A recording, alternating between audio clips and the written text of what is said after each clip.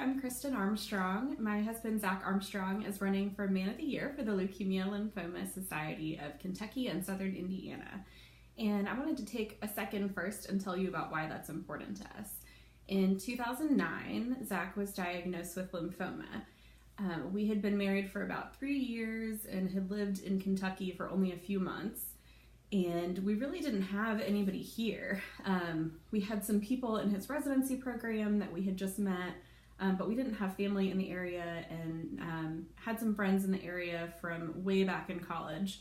But we weren't really integrated into the community yet. And when he got sick, it was a real challenge because everybody that wanted to help and support was really far away.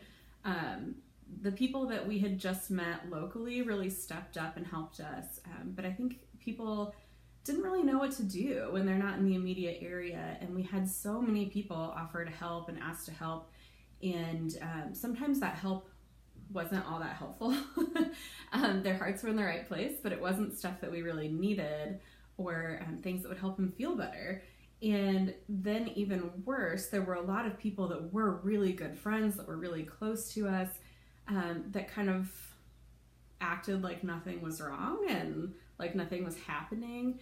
And that was really hurtful to Zach, to have so many of the people that had been close to him in his life that just were completely ignoring what he was going through. And I don't think that's because they don't care or didn't care. I think it's because they don't know what to do. A relative or a loved one having cancer is a really difficult thing, and nobody wants to say the wrong thing or do the wrong thing. So I thought I'd take a second and talk to you about things that were helpful for us and what you can do if you have a loved one going through cancer, through leukemia, lymphoma, or any other type of cancer, and you want to be able to reach out and support them, but you don't want to make a mistake. So some of the things that we really appreciated were free. I mean, some of the best stuff was just letting us know that you supported us. So we received letters and cards, and my favorite was when people would take Zach out to do stuff, when they would still invite him and include him and didn't see him as a fragile person because they knew he was sick. Some of his best days during the time that he was ill were days that his friends just invited him to come to the pool or something. So my first tip would be to make sure you keep the connection. So keep writing, keep calling, keep texting, and then actually ask that person if they want to engage in your life. And if they say no, it's not because they're always too sick or too busy or because they don't like you, but there are a lot of obviously physical challenges that go into having cancer that might make it a bad day, but the next day could be just as normal as before. So stay involved in their life. Make them know that you still care, you still see them, and not just their illness.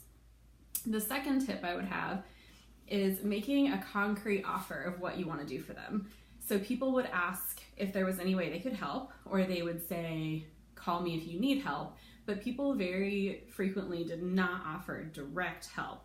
So we didn't know what they were able to give, so we didn't take advantage of it. So, for example, we had one relative who called and asked, what does he need to make him more comfortable? And because Zach had no hair at that point and it was cold outside, he mentioned that he wanted hats, like toboggan-style winter hats. And so she went out and purchased some toboggan hats and mailed them down to us so that his head wouldn't have to be cold when it was cold outside. We also had people ask us if they could help by cleaning up around our house on a day when we were both just really worn out and tired and were going through a lot and didn't want to have to do that, or bring us meals. So the first tip is to make sure you're staying engaged and communicating, and you let them know that you're still there for them emotionally without treating them like the person who has cancer. The second is, if you do offer help, make sure you're offering concrete help. The third is to please be careful what you say. It's really, really awful when someone is going through cancer to hear a lot of the phrases that we think might be helpful, but really in the end aren't. So hearing things like, it's just part of God's plan, or it's all going to be okay. The second one really bothered Zach because we didn't know it was going to be okay. At any point, it could have been not okay.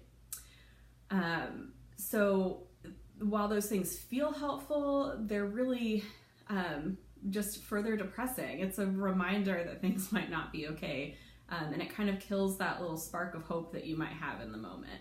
So if you want to be able to say something without putting your foot in your mouth, which is a problem I have too, stick to things that are just supportive and real. So I'm sorry for what you're going through, and man, that really sucks. I'm so sorry. What can I do?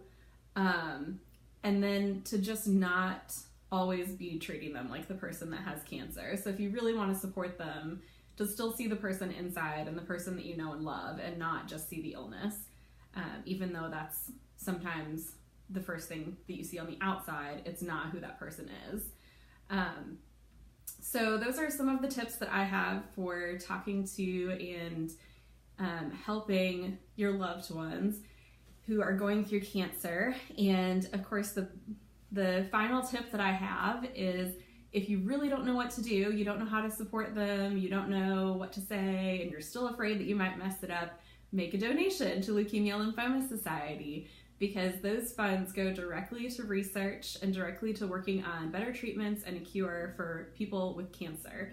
The Leukemia Lymphoma Society sends so much money not only to leukemia and lymphoma, they also produce medications and treatments that are used for many, many other types of cancers. So you can donate using the link below and let your friends and family know that you support them and have made a donation in their name to Zach's campaign. And not only will you be helping Zach, you'll be helping people with cancer all over the world. Thanks for listening. Support Zach's campaign.